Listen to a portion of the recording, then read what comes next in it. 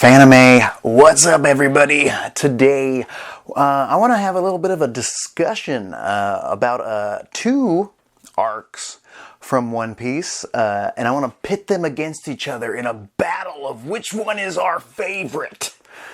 The two arcs I would like to discuss today, the two that I would like to compare, the Thriller Bark arc, the Halloweeny fun time that happens pre-time skip, versus Skypiea, which also happens pre-time skip, but Skypiea takes place in the sky. An island floating in the sky.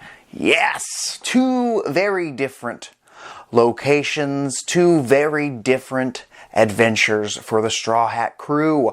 But out of the two, which is better? Which one do you, the reader, the watcher, the observer, prefer?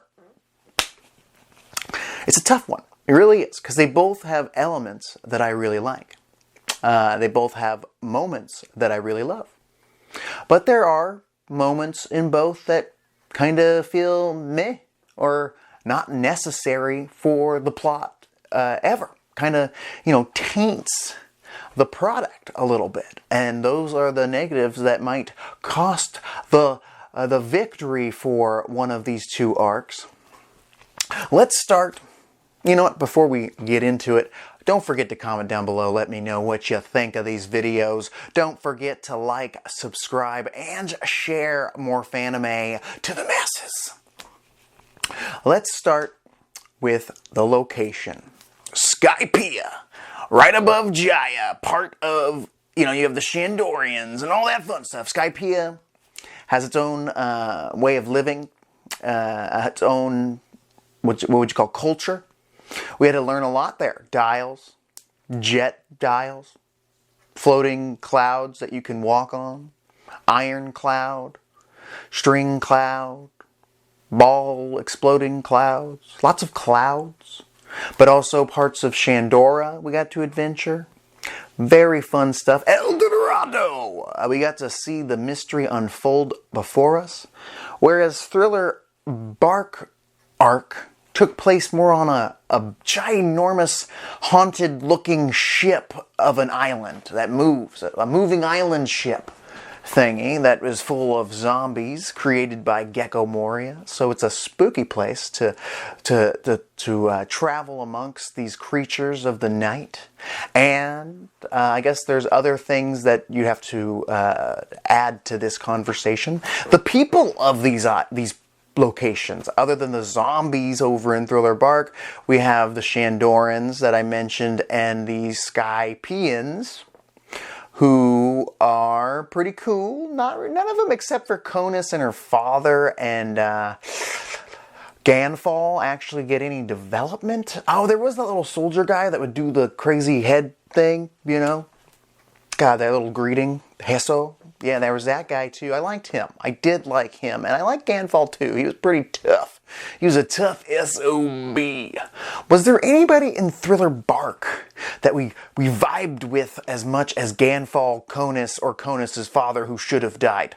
Not really. I guess Lola, the daughter of Big Mom, who ends up giving them their Vivere card.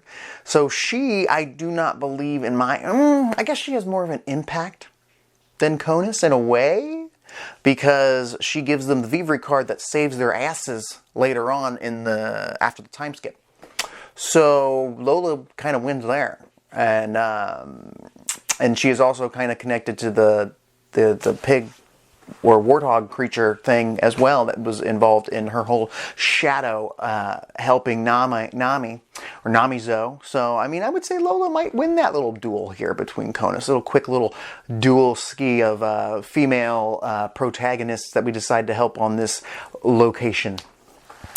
But out of the two, I think that I prefer Skypiea because it's more magical and more of like an adventure on a piratey fantasy land of fun that you could imagine. Whereas Thriller Bark is kind of just like it has crazy spooky zombies, and that's fun. That's really fun, and I never expected to have something like that in One Piece. Same goes for Skypiea, though. When I was going through the story, I mean, an island in the sky. Are we jumping the shark here? No!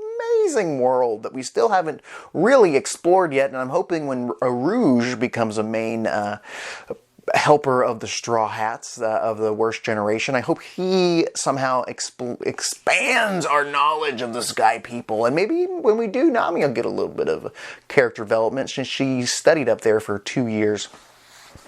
It would be cool to go back to the sky. Would I want to go back to Thriller Bark? Not really. I'd go back to the sky, so I'm going to give the win to the Skypiea.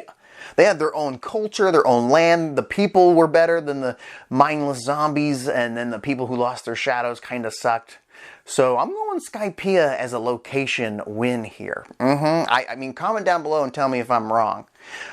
My most important topic in comparing these two arcs, though, is the antagonist. Without a good antagonist, you ain't got a good arc. No. Enel.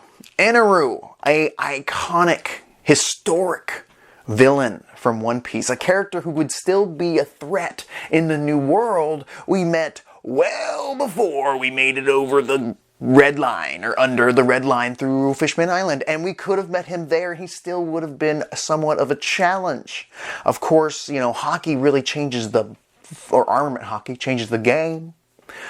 I mean, he had a version of observation hockey, the mantra that he debuted for us. Him and his squadron of priests, they all had this observation hockey they called mantra that was a precursor for it, and I love it. I love the lore and the advancement of the power scaling and all the fun. Eneru's iconic. I mean, he's a character people love. He's got that Eminem looking style to him. He looks badass. He's got the power of lightning. He is lightning itself. He was pretty OP, especially when we met him, and he had some memorable moments with characters like Sanji when he gave him a light for his sig and literally almost killed him. He shocked Nico Robin in the head, and Zoro caught her before she fell. Those are major moments in Eneru's connections with our crewmates. You know, he dealt with Nami on the ship a little bit, and she was able to block some of his attacks. That was alright. But Sanji's moment where he's saving Usopp and Nami, that shit, one of my favorite top 10 moments in the entire series with Eneru as part of that whole scenario. So that's big win there for Eneru, I gotta say, because you think about Gecko Moria, most people would say Gecko Moria is their least favorite warlord of all time. I mean, to be fair, just because I don't know the character enough or its backstory or whatever, I would say Weevil is my least favorite warlord. But if I was just looking at the original 7 warlords, it probably would be Gecko Moria. I mean, I appreciate Gecko Moria, but out of the faction he is from, yeah, you know, he was a lazy boy, and that was part of his character, though. You know, he was a defeated pirate who went off into the new world, kind of like Crocodile, but instead of getting smacked down by Whitebeard like Crocodile did, nah, son, Gecko Moria went to Wano and got smacked down by Kaido, if I'm correct. If I'm wrong, please comment down below and let me know, but I'm almost positive he got his ass beat by Kaido, got away with Ryuma and Shushui or whatever, did all that fun stuff, eventually just, you know, lost his crew, built a new crew. I'm going to say Gecko Moria loses, hands down. Because Gecko Moria, I do believe, will have another role to play in the story, maybe joining the Cross Guild down the line.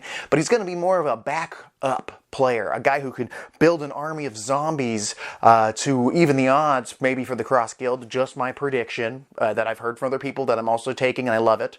The idea of him forming an extra set of army for them, that's great. Some power, as Crocodile said they need, and wealth and power, all that stuff. Gecko Moria would be a good soldier for them, and that's great. Warlords unite, right? They're forming a union essentially, but Eneru is more iconic in my opinion. I think he had more an effect on the Straw Hats, you know, in his battle with everybody, where he's just being OP as shit. Nobody can touch him except for the one like impact dial type. I don't think it was an impact dial that fucking Wiper used on him. It was the better version of an impact dial. God, I can't remember what it was, but it was dope when he wrapped his feet around him with the sea stone, that stuff. That was sick. That's a good moment. Another moment right there. Eneru was OP as shit, and the only reason he lost was against Luffy because he's rubber. You know, it's rock, paper, scissors, Pokemon logic, and I love it. Because, you know, they had to be a little bit more creative before they had the hockey system fleshed out. So, Eneru, yeah, win there. So, they got 2 wins right now. Skypiea is killing it. That's just the main antagonist. Let's talk about the henchmen. The top henchmen, the priests from Skypiea. I could not tell you one of their names off the top of my head. I could Google it. Not sure if it's even necessary. Does anybody, without looking it up, comment down below the names of the priests that served Eneru. They were cool. There was one of them that had like spider hair and he had his own little cover story. And I just recently reread it and I still can't remember his name. So what does that say about them?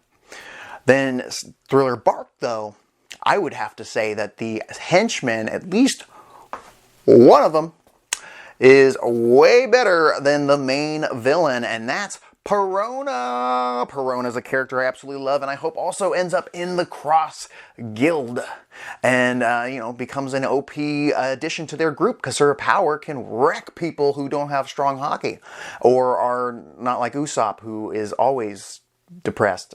Yeah, so her power is pretty OP, and she'll have a great family there to bond with. Dr. Hogsback, I remember that. I remember Absalom, the big stain of this group.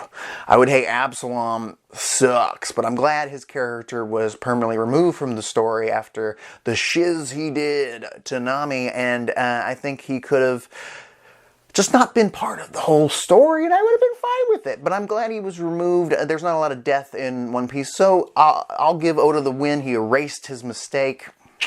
But Perona, I would have to say, alone wins the Henchman Award for Thriller Bark. Because the priests, I cannot remember their names. I liked the guy that had the flying, was it a flying bird that spit fire because it had a fire dial? That guy with the mustache, he was kind of fun. He took on Ganfall in an air battle and then got taken down by Wiper. Whoa! Still, to me, even with the badass fight with Wiper, I'm gonna go with Perona. And those are the top 2 skis. You have the dude with the spider hair. He was kind of a dum-dum, but you get to see Chopper kicking ass. But you also get to see Chopper kicking ass in Thriller Bark against Dr. Hogsback and his Lady Creation thing. And that was dope too. So I would say equally as dope as him fighting the guy in Skypiea, Chopper's fight. So win there. Robin fights against pretty much a no-name guy. That was a really fun short fight against one of the, not the priests, but one of the main handlers of Eneru. The big dude that was smashing up some artifacts. Robin wasn't too into it, but that was like old school art and everything, and Robin's all looking badass with the cowboy hat and all that stuff, looking around for El Dorado and all the gold, Shandora. So yeah, that was, I would say, equal as well, seeing her team up with Chopper to take on Hogsback. So that's an equaled out win there. Perona just kind of wins this for Thriller Bark is what I'm saying. And you could even throw in Oars with the Luffy personality in there as well as a henchman for Gecko Moria that I thought had a better duel with the Straw Hats than Gecko Moria did himself. So I would say Oars Jr. was more impactful for me than most of the priests, maybe all together. I did like the bald dude that fought Sanji, Usopp, and Luffy early on in Skypiea. I think he's grown on me. Satori, there, I got one. Satori and his little twins that took on Nami and Ganfall later on. Those guys were okay, but none of them really come close. So I would say the Henchman Award, that's one for Thriller Bark. It is. Oh yeah. The Straw Hat Crew, how did they change because of these arcs? In Skypiea, again, I'll mention it, Sanji got to make the ultimate sacrifice. He made a few jokes, like, why did Nami put a shirt on? That stuff was hilarious. You know, he teamed up with Luffy. He saved Nami. He was kicking ass. He was taking names. He had to lead the charge of the Usopp Luffy crew as the serious one, with Zoro off running around on his Tarzan swinging vines for a hot minute there, running around. But then he ends up in a battle with a Shandoran who's got like pistols, which was really fun. Running around using his sword, and then I think it was the first time we get to see him do a ranged sword attack, where he shows the Shandoran that you can use swords as a distance weapon as well, which blew my mind. It was like 30 caliber Phoenix or some shiz like that, 32 caliber Phoenix, the one he uses pretty much all the time. He debuted it right there, fresh. In Thriller Bark, Zoro got to fight Ryuma. I didn't even think of Ryuma. Ryuma definitely cinches that henchman win, if you count him as a henchman of Gecko Moria. At least in that arc, I do. And Ryuma's fight with Zoro is iconic. It's when he got his blade that he ends up trading later for Enma. So, definitely more impactful than the random Shandoran he took on. Gotta give that battle to him. I guess we're not just talking about battles, but moments. Frankie building the stairs. Frankie isn't even in Skypiea, so that's a negative for them. Frankie gets to really make his mark here in Thriller Bark. And you know who else makes their debut in Thriller Bark? Brook, the musician that Luffy's been talking about since pretty much the beginning of the story. So you got Brooksky and Frankie adding additional comedy, fun, and action to their arc here with the Straw Hat crew. I guess you could say we get to spend more time with the other core members, like Robin doing her archaeology, Nami running around. What did she do exactly? She kind of just hung around and commentated, and she blocked a couple of attacks from Eneru. She followed him around a little bit. The whole stand down with Eneru, with Robin, Zoro, Ganfall, and Wiper, when it's all four of them challenging Eneru at the very end. He's like, we are the final five, and not realizing, or I think he included Nami hiding behind the barrel thing. That shit was fun. Luffy being stuck inside the snake in the anime felt like it took forever. In the manga, kind of went by a little more smoothly, I would say. But Thriller Bark had that fun zombie theme. We got to see a combo matchup against Oars. This is regular Oars. Oars Jr. is part of Whitebeard's crew. What am I thinking? But Luffy Oars versus the crew, while Luffy is being fueled up as Nightmare Luffy, which, to be honest, not my favorite transformation for Luffy. Really didn't make sense. It's more of a gag than anything else. But there is a moment, I believe, in Thriller Bark that might surpass most other moments. It's kind of a comparison between two major moments in both arcs, to be honest with you. So Zoro, the nothing happened moment with Kuma that happens at the very end of Thriller Bark, that shit is something people talk about all the time online, in the fandom. That's a moment that changes people. People were like, I was a big fan of Sanji or a big fan of Luffy, but now I'm a Zoro stan for the rest of my life. And that's the kind of thing that moment did. I see it everywhere. But I had already mentioned this, Sanji's I Needed a Light moment from Skypiea, one of my top of all time, and I personally rank it higher than the Nothing Happens moment in Thriller Bark. So that's a personal choice. I think people prefer the Zoro one because he took the pain of his captain. But Sanji's out there protecting the other members of the crew. Nami, Usopp, major members. If we didn't have them around, we wouldn't have made it as far as we have. Same with Sanji, of course. Pretty much everybody has a role that they fulfill. Man, both moments mean something. Both, I'm going to say they're equal to me. Equally important to the...